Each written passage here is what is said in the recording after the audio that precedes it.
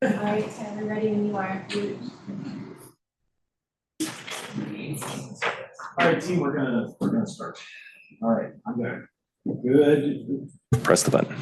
Good morning, everyone. I'm going to call this meeting to order at 10:51. My name is Tyler Richards Hughes, and I am Vice Chair of the City of San Diego's Commission for Arts and Culture and Chair of this Commission's Policy and Funding Committee. We are going to do a quick roll call to confirm Commissioner attendance. When I say your name, please say present. Commissioner Tracy DiZenzo. Which one of these words? Is this mine? Oh, here. Thank you, Commissioner DiZenzo. Commissioner Kamal Martin. Present. Thank you for joining us, Commissioner Martin. Commissioner Abe Hughes. Present. Good morning, Commissioner Hughes. We understand that Commissioner Dr. Alberto Pulido is unable to join us, as is Commissioner Leanne Kim. Thank you all for your attendance. It has been noted. All right, moving right along, we're going to go to non-agenda public comment.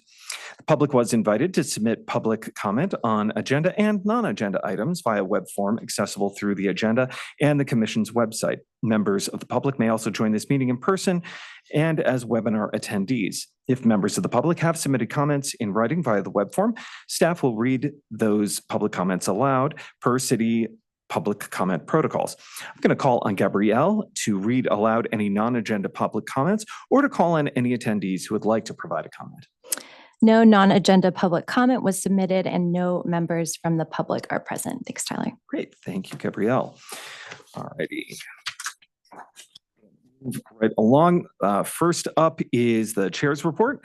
Our action item is to approve the minutes from the April 9 policy and funding meeting. Hope everyone had a chance to review the minutes from the April meeting. Would anyone like to make a motion to approve the minutes as they are? I'll move to approve. Great. Thank you, Commissioner DiZenzo. Is there a second? Second. Thank you very much, Commissioner Martin. We now have a first and a second. Is there any discussion? Seeing none, going to move on to the vote. I will call your name and please respond aloud with yay, nay, or abstain. And remember, you do not need to have been present to vote on those minutes. It's not here. Commissioner Tracy DiZenzo. Yay. Thank you very much. Commissioner Kamal Martin. Yay. Thank you. Commissioner Abe Hughes. Yay. Thank you. And my vote is also a yay. All right, moving along to commission business. At this time, there's nothing to share and no other reports to pass along from the chair, other than just a quick thank you to everybody who was able to attend Pride for the march. And thank you very much to Jonathan, to Anne, and the staff for putting all of that together. It was a really great event. Also, the tour of Symphony Hall. Big thank you to Katie McDonald for helping make that happen, and to all the commissioners who were able to attend. And then Comic-Con. I heard, Tracy, that you had a really great time at Comic-Con. Glad you were able to attend. And sad I was not able to join you. I was busy cosplaying as Shaggy with friends who we had a whole Scooby-Doo thing going on. So I was unable to attend, but really glad that there was a great briefing about that. And thank you to Keith Obstead, to Fritz Friedman, and to Jonathan for making that happen. All right, I'm going to move us along. Gabrielle, any public comment on the chair's report? No public comment was submitted, and again, still no members of the public are present. Great. All right. Hey, look, we caught up on time. All righty. So first up, we're going to go to a presentation on the FY26 funding cycle, OSP, Organizational Support Program, and CCSD, Creative Communities San Diego, administrative updates. So I'm going to call on Christine Jones for that presentation. Looking forward to it. All right. Thank you, Chair Hughes. And again, good morning, commissioners. So this is the time of year that we really start to prepare for our funding cycle. As you might remember, for Organizational Support Program, Creative Community San Diego, that cycle typically is issued with a release of the guidelines, typically at the end of September or October of each year. And then the cycle goes through, the the different application phases as well as, further into the award phases and such. So in preparation for that, our team always kind of evaluates where we are with guidelines and looks for ways that we can create better program over time. So we have 2 administrative updates that we're planning to implement this year and again, it's for the FY26 cycle. So in theory, that activity period begins July 1st of 2025 and concludes June 30th of 2026. So with that, let's go to the next slide. Our first administrative update that we're looking into implementing for 26 is really looking at some of the matching requirements specifically for Creative Community San Diego. So as you know, that is the project funding category that allows organizations to facilitate projects during that particular activity period. So currently we have the funding programs or the funding categories, both OSP and CCSD, do require a 1-to-1 match. This is in order to ensure that organizations are diversifying their funding, they're leveraging city funds to be able to get other funds to be able to be stable in their projects and their operations. So when it comes to Creative Community San Diego, we have a 1-to-1 match, as I mentioned, and currently Creative Community San Diego funded projects with project budgets of $29,999 or less may use in-kind contributions to fulfill 50% of that match. The other part is a cash match, but they can use 50% in kind for that match. So we are proposing to adjust that threshold. So as you can see here on the screen, what we're proposing is that to raise the threshold, so then CCSD funded projects with project budgets of $100,000 or less may use in-kind contributions to fulfill the 50% match. And this is directly based on patterns that we're seeing when it comes to particularly projects, where many of them are receiving more and more in-kind versus cash inflow because, space rental in kinds are becoming more and more common. Pro bono work for legal or marketing or different types of project equipment and rentals is becoming more and more common. And so we want to make sure that organizations are able to have some flexibility in order to be able to support their projects with that. So just to give you an example what this actually means in terms of potential pool of organizations. So in FY24, we had only 10 organizations that were able to use the 50% in kind. So if by making this adjustment and raising it up to 100,000 project budgets or less, it'll allow, if we were to kind of just, again, kind of base it on FY24 numbers, it would have allowed 40 organizations to use the match. So it would really increase some flexibility for the organizations, which we're seeing more and more important and, just particularly post-COVID, but more and more common within the field. So this is our first potential update. So any questions so far on that? Just you gave us a quick sort of definition of in-kind. Is there going to be a rubric from which organizations can identify what is an in-kind contribution, or is it sort of left to each organization's discretion to define what the in-kind that they receive? Yeah, we have a little bit of a description of what that is within the guidelines itself, but it's pretty open-ended in terms of what in-kind is. So, we leave that, we give kind of a general sense of what that means, but it's, obviously different for different organizations. All right, so let's go to the next slide. All right, so the other administrative update we're anticipating implementing for 26 is a pilot outreach activity requirement, specifically for organizational support program organizations. So as you know, organizational support program provides general operating support to organizations. these organizations, as you well know, we've been mapping over since 2019 in terms of understanding more and more about the outreach activities that are taking place that these organizations implement across the city in all types of different spaces. So what we are anticipating for 26 is to require organizations that receive an FY26 award amount of $25,000 or more from the city to be required to provide a minimum of one arts and culture activity within the San Diego Public Library. Obviously, this is between July 1st of 2025 and June 30th of 2026. It would be outlined in the guidelines, so there'd be basically almost a year advance notice. And really the intent is that the activity be free and open to the public. What we have found in the trends with kind of starting to map to visualize and aggregate data over the last few years is that activities happen in libraries, but what we would like to see are a lot more activities. We all know that libraries have really become, in many cases, the epicenter for communities across San Diego, and they are much more than just checking out a book. And so we have a very eager San Diego Public Library system that is eager to collaborate with organizations to be able to bring arts and culture activities within all the neighborhoods within our city.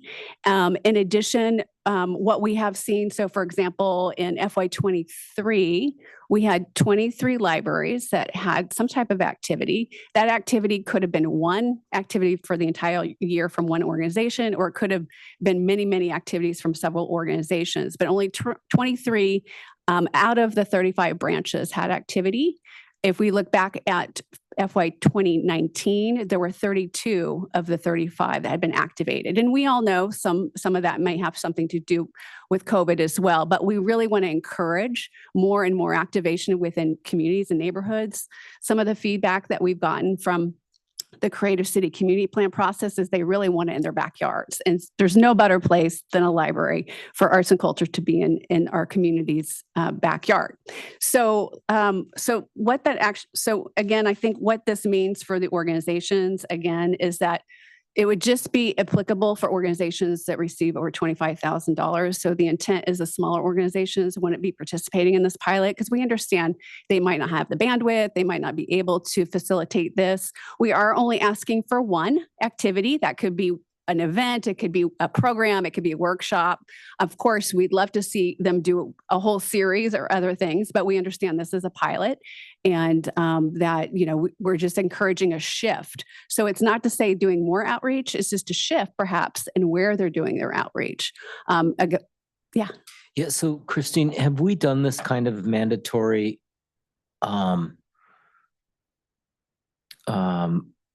quid pro quo, shall we say, before? No, this is new, and this is why it's identified as a pilot. Okay, so my concern here, given what I think your objective is to activate more libraries that haven't had activations, is that I bet a lot of the organizations that are getting more than 100,000, right? 25,000 are probably actually not in those communities where there's probably been lack of activation, lack of cultural activity in libraries. My concern would be that, I know that a lot of the organizations, particularly I'm thinking about District 1, right, get good amounts of funding. I'm not sure they're going to make an effort to go to those places that are not getting activations. They'll activate all day long in District 1, which probably gets a lot of attention anyway, but I'm not sure we're going to get a lot of cross-district activity going on. And just if you can comment to that and how could we solve for that, I would think. Yeah. So, there are 35 branches and a central public library. Mm-hmm. We're seeing that sometimes some of those one activity libraries are actually sometimes in those northern areas of the city. Mm-hmm. I think the most activation last year was actually in City Heights because probably the Performance Annex and San Ysidro.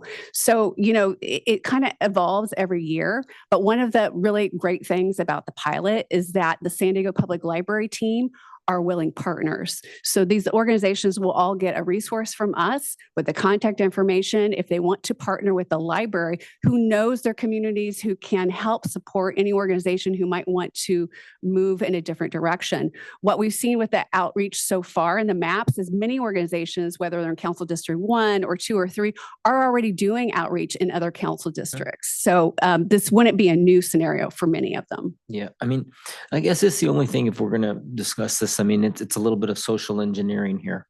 And if we start to get into that business, where does it end? Because there's a lot of other things that we could end up doing, and you can give bonus points if you do get these cross-district collaborations. If you want to start to incentivize, organizations to go to where there's, less income.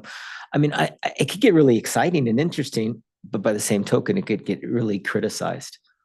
So I think it's a pilot. We're going to put our toe in the water, but I think we have to just go into this with our open eyes and open hearts and open minds that, how much of this do we want to get into? Yeah, I think one of the intentions is that, we have a lot of libraries that sit empty and have incredible spaces. One of the things that we're also hearing is that many of these organizations are looking for spaces. So the intention with the pilot is also to create new connections and collaborations, and being able to tap and utilize spaces that are underutilized. So there's that. So it is a pilot. The organizations will have to submit kind of as part of their final report, like what was the outcome of their activity or activities if they did more. Mhm. So we can understand and evaluate it to see, how did it work? What are points that we need to consider moving forward? So we can certainly report back to you all on what that looks like after we kind of facilitate this. I have a question. What other options were thought about to come about this, like you have a requirement? Because it seems like maybe there could have been, a separate kind of grant situation for these organizations saying, we're going to give you your normal grant and that, no requirements here, but if you want to do something and activate a public library space, we will give you a little extra money. Instead of saying it's required to get all your money, we'll give you a little extra money to do something in a library, right? So that's just kind of one idea that I was thinking, but what are some of the other ideas that the commission staff has thought about to bring about more library activations? So, we look at it a lot of different ways. So, right now we have 3 funding categories, as you know. So our impact is really focused on communities of concern, the San Diego Promise Zone right now, specifically around arts and just city and arts and sustainability. Or what we're seeing is that the organizational support organizations are already doing this work. Many of them are already activating libraries. So that we didn't see this as a potentially heavy ask. We decided to limit it to 1, knowing that it's a pilot, and we weren't going to ask them to do, you have to do 10. We wanted to be very intentional in keeping it at a minimum to see how it works. Many of the library community rooms are typically free, so they're very nominal spaces for being able to activate for these organizations. So, we did spend a lot of time thinking about it, have kind of really evaluated different patterns over time, and really have had a lot of conversations with the library department how best to kind of connect the dots. And we think this is a good opportunity to really create greater collaboration between organizations and libraries. And, we'll evaluate it once the year is over. Have you talked to any of these OSP recipients and gotten any pushback at all? I'm just kind of curious. We haven't received any feedback at this point. Do you have a sense of how many OSP organizations receiving over $25,000 awards didn't already do something? Well, we had, there's, quite a few. We had, when you really start looking at that outreach map, a lot of organizations are doing things in other spaces. Very limited city facilities, whether it's parks or recreation centers or libraries.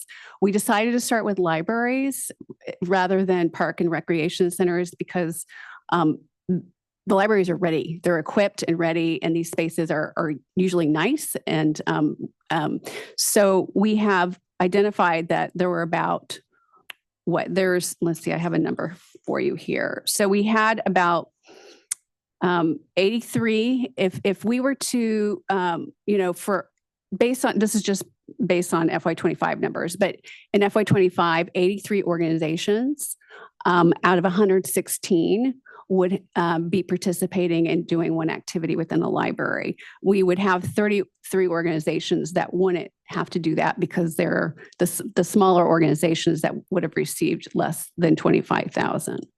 Of that 83, have 80 already done something? No. 16 already done something in the library? Do you have that level? Yeah, I don't have that data point, but I can tell you it's not that many. It's also Yeah. the net gain. Mhm. Yeah. So maybe this touches on Commissioner Hughes' comments and concerns as well. The differentiation between libraries in communities that don't have many other creative spaces to use. So the San Ysidro Library is active, the City Heights Library is active, the Malcolm X Library is active, because there aren't a lot of other places to go. And libraries that are underutilized, is there a relationship between like the affluence of the community?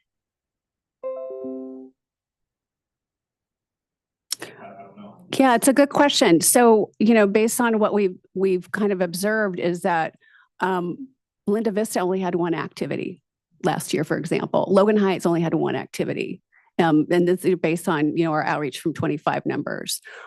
So, there are, in our communities of concern, there are libraries that are not being activated there, and there are some that are. In addition to that, there are libraries up far north that really don't have other spaces, and they're not being activated to their full potential either. So, Christine, just building on Commissioner Martin's commentary then and the conversation that we're all having here, maybe we could just add a proviso to what you're saying and say that these would be the libraries that are would be the prioritized libraries for you to go. Because if not, everyone's going to pile in places that already have activations. And so if we go on a list of, we want you to specifically go to these that don't get any attention whatsoever, then maybe this new policy or this new pilot might have a much more desirable impact in really taking culture out to the community. I think it's a really nice idea. If we can influence taking culture of all sorts out to the communities, especially where they don't have a lot of examples of culture, it's a wonderful thing. So by putting in this one little proviso to that, by targeting the specific prioritized organizations or libraries, that might cover some of the gaps that we're really looking to fill. Yeah, and the gaps kind of shift from year to year too, sometimes, to be honest. Sure. So we had a conversation with library team, and we're kind of figuring out what that looks like in terms of any parameters around it, because I think from their perspective, all the libraries need activation. So, limiting it could have benefit, but could also create more barriers for organizations to participate in the libraries. Quick question. Sorry about that. Can we also see, or do we have a clear sense of, for the previous fiscal year, where the organizations are located geographically that would have received over 25,000 in OSP funding? So just to clarify, like their hubs, if you will, or they're where they're based, essentially. Ballpark of a sense of where they would be activating libraries. Yeah, so the map, all those yellow dots on there are identified as organizational support program bases. So that kind of tells us where their organization is based, whether it's a brick and mortar or it's not. But then, you can layer on top of that to, again, start seeing where outreach is happening. But that tells you where the organizations are. Yeah, so those sort of bright yellow points, those are the hubs. And then the icon, darker golden yellow, those are the libraries. So the circular bright yellow, those are the hubs of the organizations. And then the sort of house icon, those are the actual libraries with outreach activation. With outreach activation already. Yes. Yeah. Okay, so that's not showing all libraries. No. So just to clarify, is this FY '23? So this is showing probably about 23 libraries that were activated that year. If you were to go back to our first one back in 19, you'd see 32 libraries on here. And it'd be interesting to have another color there and then red where there's been no activation, right? And then that would pop in terms of a visualization to show, wow, this is where we really would like to get culture and, art and culture out. We know those libraries though, Oh. but based on there's 35 and we can suss out which ones haven't had as much activation. Can we possibly get a copy of this and maybe one This with is on the red? website. It's on the So web. you Okay, are but one welcome. with the red that doesn't have activations, just so, as we go and discuss things with our organizations in our districts, we can certainly encourage them and also emphasize what we're trying to accomplish here. And that visualization would be great. If there's a way we could create a program to specifically target some of these red areas, that would be really Yeah, great. so we can't put a red dot on this at I this know. point, I get but we're doing the work with the library department to figure out what libraries need to be activated. Okay. But I would say that a lot of these dots only have one activity I for see the what you're entire saying. year that happens. So that doesn't mean if you see a dot that there's tons of stuff going on. Got you. At least one. Correct. Correct. So you're saying in general, I mean, if I were to conclude, all libraries could benefit from much more culture and much more programming. Well, yes, of course. But we've been talking to the library department a couple of years about whether or not this is possible. We've been talking to parks the last couple of years about whether or not this is possible. Mhm. The impetus for pushing forward the pilot this year is because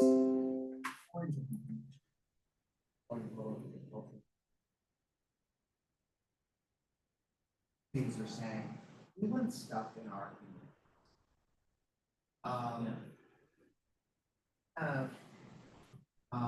these public assets that are under program. So it's kind of like, okay, well, the library doesn't have funding to activate. We have these organizations.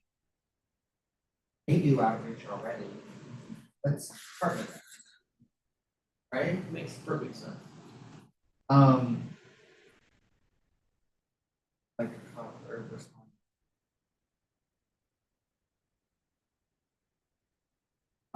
It is true, we've never.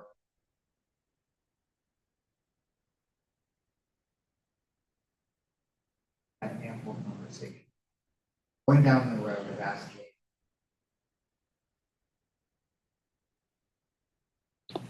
How very intentional. Small diving into the middle. We landed on $25,000 because those organizations tend to have outreach programs.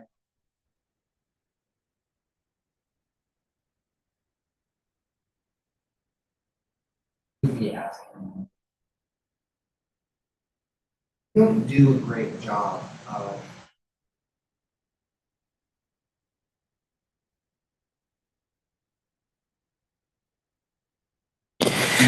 Yeah, but here's what I hear from these is that they're all looking for more consumers of culture, right? And specifically all of them are into, of course, diversity, equity, and inclusion, right? And they would like to get people into their facilities from all parts of the city, not just their immediate surroundings. And so I think that if we kind of force it on them and they like it and it's interesting, maybe they'll do a lot more on their own. So if that's part of your calculus and strategy, I think that's a good thing because they might not see marketing at libraries or doing outreach as potentially a way to get more audience, right? So, we're serving it all up, right? And maybe it's good for them. And if we approach it in that vein versus, this is some kind of a condition or a, onerous thing to do, they will eventually see the merits in this and maybe expand on their own to a bunch of other libraries and get some, new audiences built. I mean, it's a matter of how you sell it and position it. I think they would really respond to that. Quick clarifying question to ask isn't for an outreach activity to be done, it's for any form of activity by OSP funded organization. Something in the library, correct? Like a program they were already doing, an outreach thing, a new thing, any, all of the above. So outreach just means it's outside of their typical hub or where they, do their activities. So what we're asking for is an outreach activity specific into a library. It could be a workshop that they're already doing other places. It could be, a poetry reading. It could be, a class. It has to be open to the public, but there's really no, it could be performance. We're not dictating what that looks like. Correct. So typically, don't we get asked to vote on policy changes like this? This is an administrative update, so it's not identified as, there's no policy for this to make a policy change for. Yeah. It's a revision to the guidelines. Mm. And the practical changes to the guidelines, you guys don't approve. We make lots of changes every year that are, dates and that kind of thing, but we always bring any kind of substantial, what we think are substantial changes back to you guys for conversation, input. If you raise a red flag, then we won't do it. So. Okay, I'm feeling that there, I'm feeling like in this particular edition, if you want to call it that, is something that may need more workshopping and more ideas. And I also would really like to hear what some of the OSP recipients think of this too, instead of just, I'm wondering if there will be some that just go, you know what, we don't want to participate. It might be a few or one or none, but I would be interested in knowing how they feel about this change, because it may turn them off. I don't know. That's just my thought. So A couple of thoughts on that. Just in the nature of the division between administrative changes to policy versus a legislative body's approval. Best way to look at it is actually similar to Congress. Congress approves the tax code, but leaves it to the IRS to write the regulations because they know how things are done. They know what is needed. So that's the dichotomy here. We approve the idea of OSP funding. We, approved the list, and then it moved on to the full commission. They approved the list. The city council approved the amount of money, but now it's left to the experts to decide how the structure of the grants are going to go and administrate that. I understand how that works, but we also just had a Supreme Court case that said that isn't. Well, anyways, I'm not gonna go down there, but anyways, I feel like this is a pretty substantial ask for some of these organizations, and it would be interesting to find out if they're on board with it and excited about it. That's all. A couple of, and I agree, this is a pretty big deviation from what has always been done, but I think there is a couple of clarifying questions. One is, if an organization can't or won't do it, will they be penalized? Is this part of the rubric of, did you meet all the criteria? No. Okay, well then your final award's not going to be granted, or something along those lines. Is of the 35 libraries? So there's currently 35 plus the central library. Of the 35 central libraries that are available, will the organizations be provided a list of, hey, these are the libraries that have X aspects to them. They've got a large enough room for performance. They've got a sound system. They have, storage facility for art supplies, etc.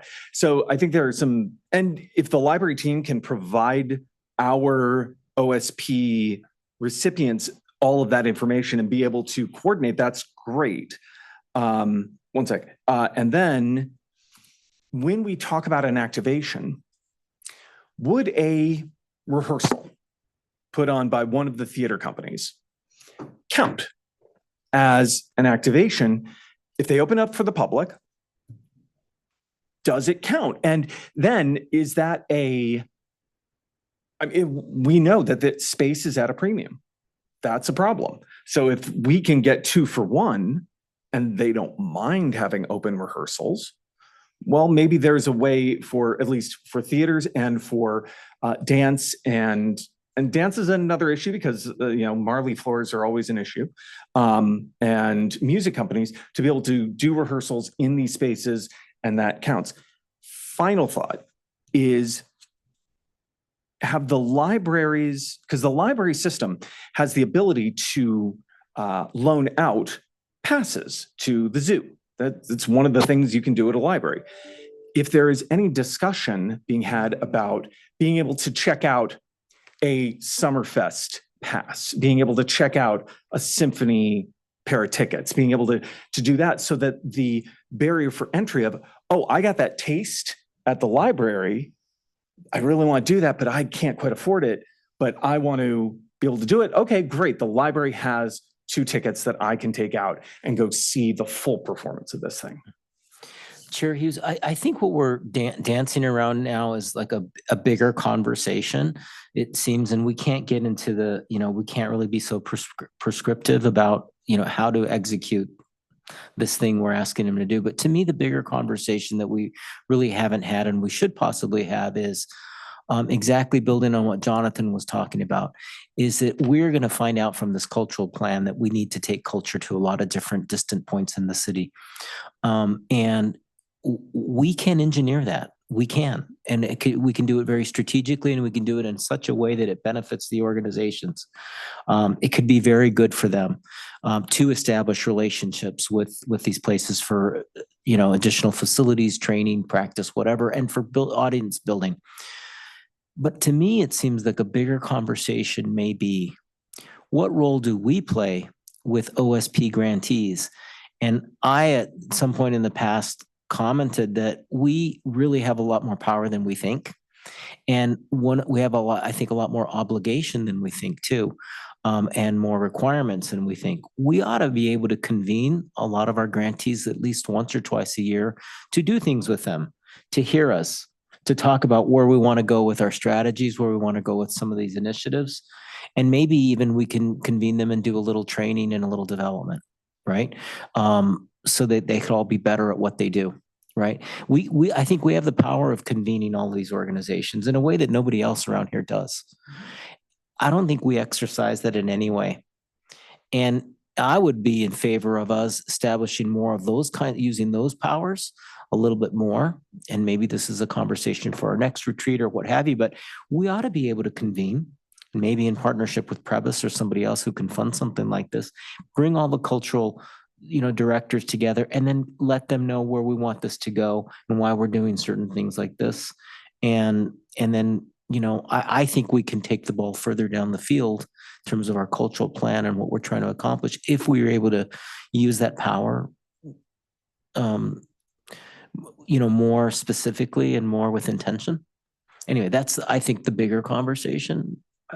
And I think there's an interesting theme there that was also talked about at executive of convening organizations and having more interactivity, one seeing what they're doing, them reporting to us, but us also reporting back to them and giving feedback. And we used to do something very similar where we used to at USD every couple of years, there was a large convening and, hey, let's take you through fundraising. Let's take you through all sorts of elements of that. And I think that part of the cultural plan is going to be part of that discussion. And I hope that this right here is just the very beginning of a much larger raising of the profile of both the commission amongst our grantees and the city, but also raising the level of knowledge, professionalism, and viability of the organizations that we serve through training, specific targeted granting, et cetera.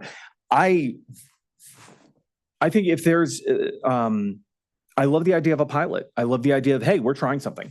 I understand why it would be lovely if we had more money that we could, actually put towards this. I think we're very lucky this year to have just not had any cuts versus other departments. So if there was a way of adding a kicker, and maybe there is, maybe, one of the foundations around town would like to help that so we can help defer some costs. It's worth a conversation with some of our friends in private philanthropy. But for one, I think this is a really interesting idea. And again, I go back to organizations need space. If this helps them open up their mind where they're not just thinking in a binary, oh, do we have a theater space, a dance space, a this, and we can use library space, that's pretty exciting to me. So Christina, I put it back to you, the question about would there be any ding on their final report if something didn't happen? And what about those organizations that are more service oriented, like our friends at VAPA Foundation? They're over 25,000.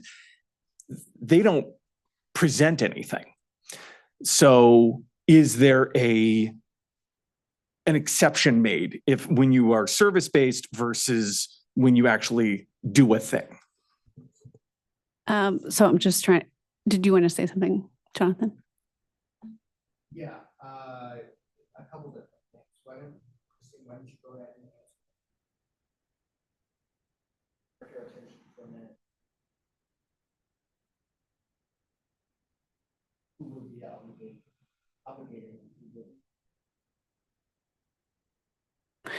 So just a couple things, and you had a lot of questions. So if I didn't answer, just ask again to remind me.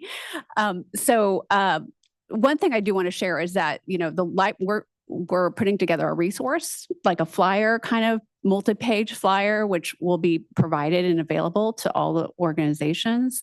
It will have contact information about who to contact at the library to collaborate with them. One of the key things that is also beneficial in being able to collaborate with the library is that they help promote.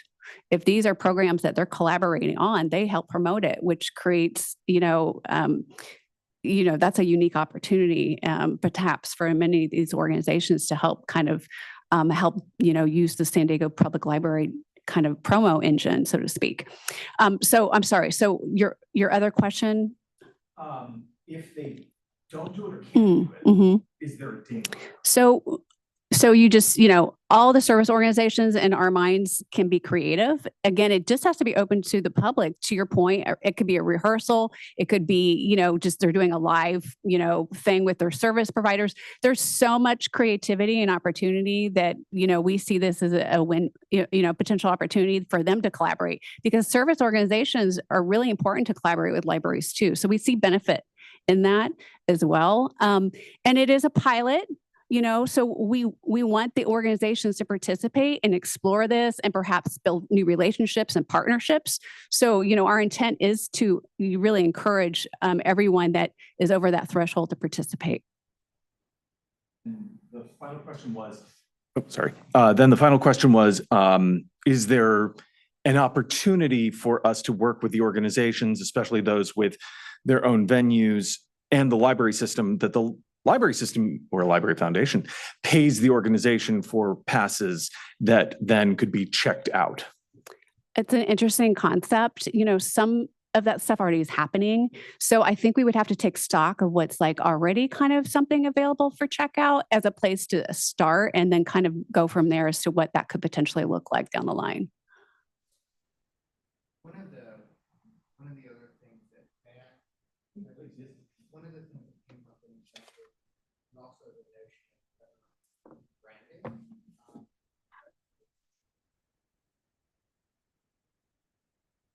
These programs will be identified in that Library X. So it clearly also is seen.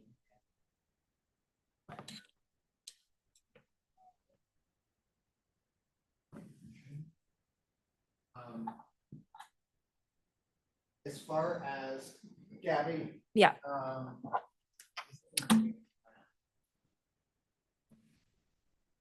Sure. So this is actually CCSD. Yeah. Yep, give me a sec. Okay. Sorry about that. Yeah, I wanted. Thank you. So on my count, there's 83 organizations for FY25 that would have to, potentially be encouraged to participate in this in 26. And again, that's How many was it? 83 out of 83. 116. So there was like 33, I think, that would be under that threshold that we've identified. Okay, so this is the list. That's a big amount, huh? I'm getting the second half. One second. Of cool programs that could be out in the community. It's also important. I just want to say very candidly, we could have done a very big comprehensive presentation. We have one staff person. This is an old conversation. We have one staff person. Los Angeles County Department of Arts and Culture has a data person. It's 12 months of the year tracking and giving you everything you're asking for. We don't have that capacity. So we can wait for it, or we can try to move the ball forward with less demands. That's really what it is. And I'm tired of saying that to you guys, honestly, that we don't have the resources the way that you're asking. But that's the truth. So we almost didn't bring this to you because it is an entire question. It would have been good to have like to talk about that. I really appreciate that, Tracy. For us to do it means we put it off yet another year. We're willing to do if there's that much heartburn, but we're like, put it off another year and we keep putting things off. Between COVID, cultural plan, we just keep putting things off. And there is also a reality that it comes through.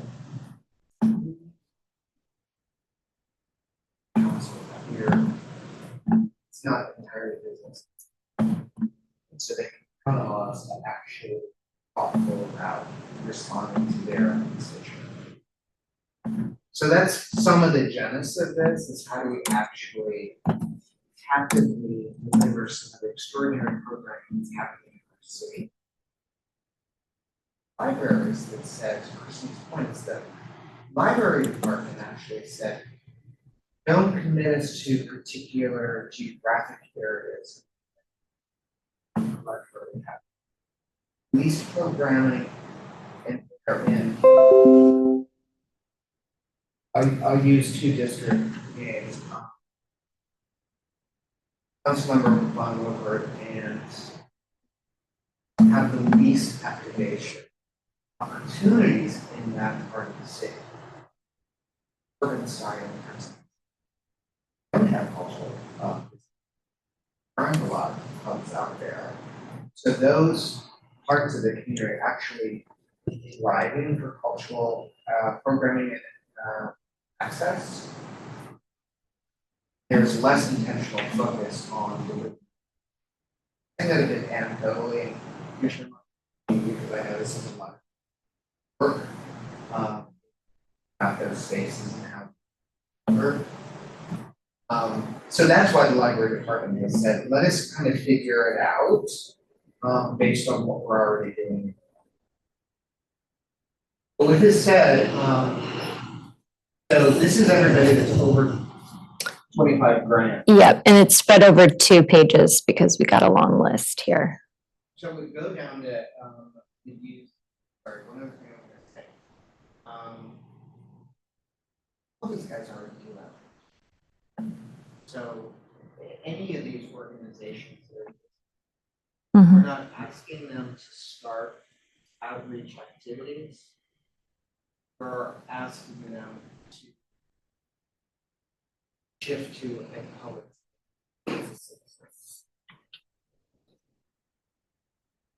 Ones that wouldn't be asked are Westwood, Encore Local Ensemble, Loud Community Culture Center, Force Consort, Loud British Theater Group. Everybody under. But even if you were to ask them, even if you were to ask them to do something new, it could take them to an area that they've never done. They've never really worked before. So it's not a bad thing. I mean, again, you're not really telling them how much to spend. I mean, it could be Mhm. simple. It could be something straight, very easy to actually complete. They're not going to take an entire production out to a library, for example. Unless they really wanted to. Well, I don't know if they could physically, you know what I'm saying? That's going to be the limitation. They're going to have to put it in a box, whatever they do, and take it out to the community. I mean, I'm sure they're all used to that. And if they're not, great. This gives them a new tool that can develop. Okay, right. I'm very curious as to what the Belleville Park Online Collective will do. Bring a bunch of laptops. Yeah, here's a service and media training. Yeah. For one, I'm excited about this. I think it's using the power of the purse to create social change. And it's an interesting pilot. So what happens? If there's a general uprising, I'm pointing at Abe and saying it was his idea. But we're not creating social change. I think that's not the way to look at this. What we're doing is we're simply asking them to take art and culture, whatever they do, out to, other points in the community. There's no cultural change in that at all. There's no social change in that. We're just asking them to simply take out their product to other places. And guess what? They'll probably think it's a great idea and they'll learn from it, just as we will. I mean, if we're going to get into trouble, we start talking about it as social change. I don't know. I think, what are we doing here if it's not social change? Why is it social change? I don't get it.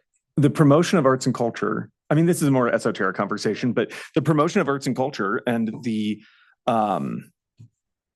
championing of cultural discussion, cultural performances, arts, that can be considered a societal change, a social impact for social good. But again, more of an esoteric philosophic discussion. But the idea of, let's promote these out to the world, that's to the wider world of San Diego through the use of our library system. I think that's really great. And then the library system is a partner in promoting all of these organizations and giving us more of that grassroots out there. So that's exciting. Well, after all, libraries are the original social change agents, right? Getting people to read. Yeah. Anyway. Can I throw in one more variable into this, a potential multiplier? I think about it. One, just seeing the range of organizations from 1 to 83. I imagine in my mind, if every one of those did one thing, something really, really cool could happen just by accident, maybe, or by design. But also, what would it look like from a staff perspective to tinker a little more and incentivize? 25 is, I believe, a pretty reasonable threshold to ask. And like for those getting 100 and up, 200 and up, we ask them to do more. Should we be thinking about that as well? Yeah. For thought. Those organizations yeah. Have the capacity for year 2. Execute. Yeah. Yeah. If you're getting 400,000, you got to do 8. If you're getting 400,000, you have to partner with somebody who's in this range, and you got to cross pollinate. Yeah. Yeah. I love it. Place it on the backs of the organizations with the most capacity to execute. Yeah. So La Jolla Playhouse, when you go after somebody, you're going after Kamal Martin, just to the videos. So I love that. Talking about that. That is something I would some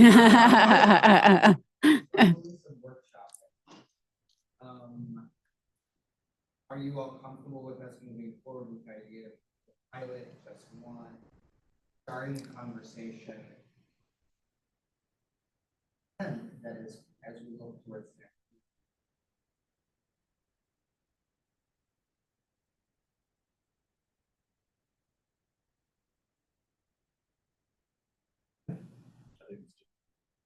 Yeah, I think this has been, I appreciate everybody's perspective and taking the time to think through this. This is really great. And this is an example of when we have really interesting ideas to chew on and everybody contribute, because it just strengthens where we're going. And once the cultural plan hits the streets, these kinds of discussions, I think, will continue to push us forward. So I really appreciate everybody taking the time. Christine, anything more on staff report there? Not on that presentation at this Great, point. thank you. And any, so nothing more on that one. Any other staff reports? Gabrielle, Jonathan? I do have, how are we doing on time? We're getting a little tight. We are. Okay. I'd like to just offer something. Bring it back at the next meeting. There has been a fair amount of conversation. Variances in our data.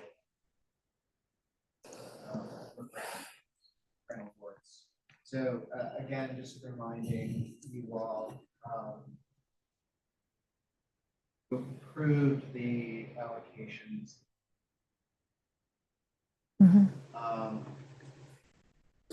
But because we're still FY25 applications, they were using FY22 financial documents.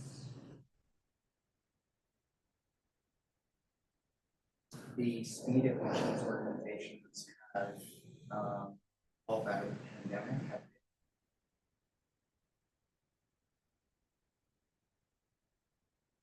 and as well as Concom are they may be I think they are. They went down to $5 million budget from a high of 38, which of course cut their brand at their worst time tremendously. The largest institutions have seen the biggest shifts, and that also has had to do, I believe, with some of the funding, the federal government foundation. That has meant that the largest budget organizations really have seen a lot of shifts. We've learned that a lot of the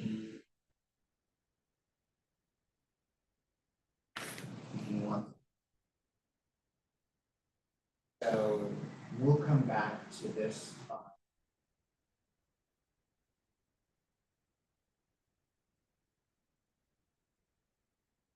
Of the AOIs. One thing that we want to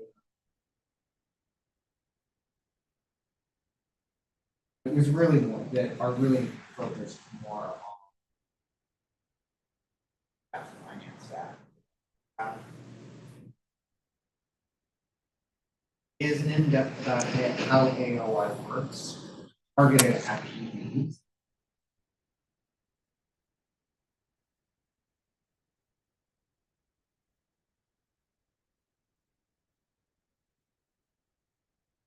That was because of the one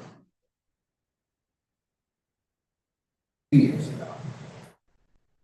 They see the increases, they're surprised to increase. So I just wanted to kind of give you a heads up on that. We'll bring back more details. Have more of a thoughtful.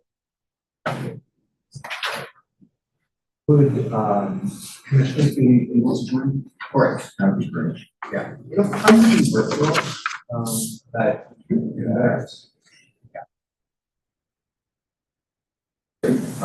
Otherwise, it's out of turn. I remember when I was in that world and there would be shifts and I would go, I'm sorry, what just happened? yeah. So yeah, the more the EVs know, the better. All right. Oh, sorry, I didn't realize I was muted. checking to see if sorry, Gabrielle, are there any public comments for the prior discussions? Anything we should note? No public comment was submitted and no members from the public are present. Excellent. Thank you very much. Moving on, new business for future agendas. Anything that we should add? I mean, we've got this coming up in September. That's going to be exciting. Anything from commissioners that we should add as a discussion point for the future? The one thing I think, and this will just come organically, but after the cultural plan launch, I think we're going to be hitting that in every meeting. It would be lovely if we build into the agenda a portion of how the cultural plan is moving along and its impact on policy and funding, any shifts that are coming out of that, just so we can see how the cultural plan is really impacting our day-to-day work. And then also just updates on FY25 funding cycle and where we stand, because we're doing final reports now. So where that's closing up. We're doing final reports for FY24, and then we'll be coming up by the end of the month contracts for FY25 and Flux, so we can share a little bit more about that. Oh yes, and all about Flux, Yes. the new system. I'm very excited to hear all about how that's working and how it's working with purchasing within City Hall. That's such a neat system. Did I get overly excited about software for purchasing? So can we go back Yes, for ma'am. staff reports just for a minute, just to maybe just touch on that? Yes, please. Just for 25, I think the big, just reminder is that we did announce, right, all the FY25 awards Mhm. in July. And so as was just discussed, our next step is really starting to facilitate the grant system in order to be able to facilitate and take the organizations through the agreement process, which will be happening this month and next month.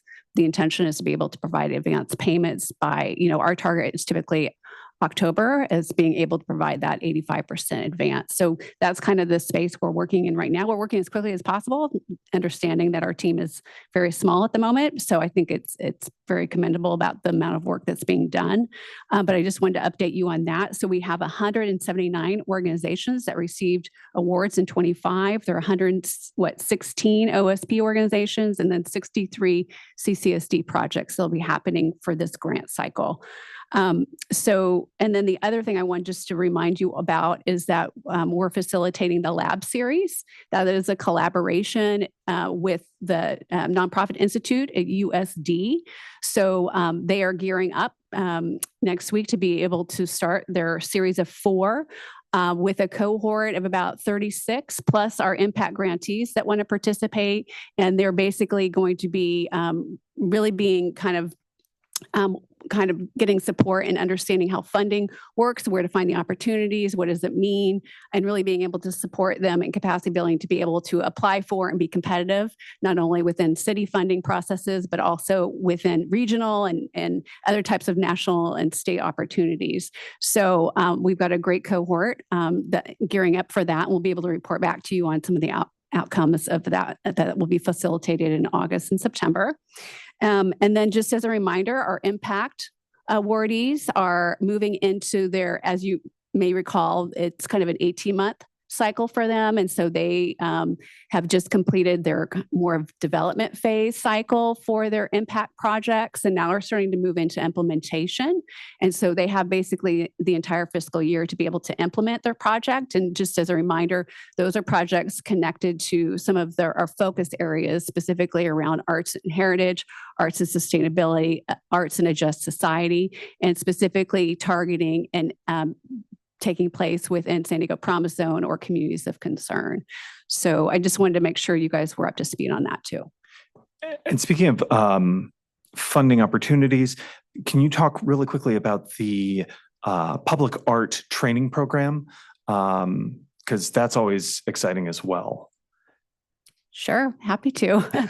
So it's called Public Art, Public Sphere. And as a reminder, it's a 3-day intensive for artists that are interested in translating their studio practice into a public practice. We actually have our day 3 tomorrow. So we've had really great 2 robust days of full day of activities where they've had presentations on everything from public Art 101 to getting an artist perspective on how a particular artist has translated his practice to a public practice, getting an architect's perspective, and particularly a landscape architect's perspective on how collaboration works and being able to work with a design team. They also received a workshop specifically on humanity-centered design and how it can be approached from a place-based art perspective. Tomorrow, they're going to be getting more information on contracting and design phase, what fabrication installation looks like. And in the morning, they'll be all receiving feedback on a submission of a kind of a mock response to a request for qualification from many, many individuals, artists, architects, other folks, public art committee members, in order to just, give them tools and information to help them continue to be able to, compete for. And, ultimately, we want them all to be successful and win opportunities, whether it's with the city or regional or, national in scope. Awesome. Thank you very much, Christine. All right. Gabrielle, any public comment for new business for future agendas? No public comment. Awesome. Thank you very much. And with that, I'm going to adjourn this meeting. Thank you all for your time and wonderful discussion.